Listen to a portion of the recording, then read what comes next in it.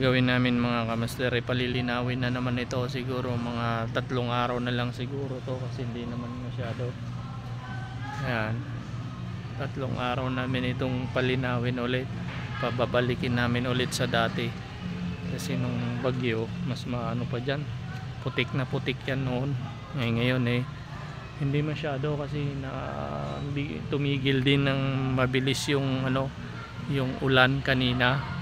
Bumuhos kasi siya ng bigla at napakalakas, pero mga ilang mga ilang kalahating oras lang siya nagtagal, kaya hindi masyado. Ayan, nitreat na namin ito, nilagyan na namin yan ng chlorine, tapos ngayon vacuum, at mamaya maya babakwasin, tapos maglagay ulit kami ng chemical dyan mga kamaster.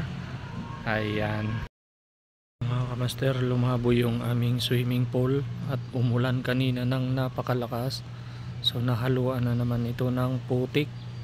Papalinawin na naman namin ito mga kamaster, so ngayon ay binabacuum. Ayan, punong puno yan ng putik kanina kasi umulan, so nag-erode yung mga putik dyan, bumaba dito. So ang ginawa namin ay tanggal muna namin yung bato dyan.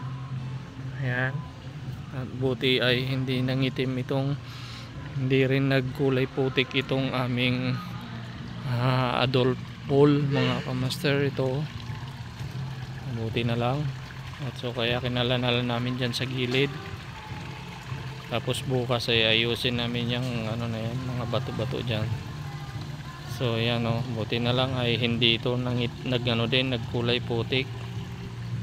Ayan, so ito talaga yung kasi yung lupa dyan bumaba dito.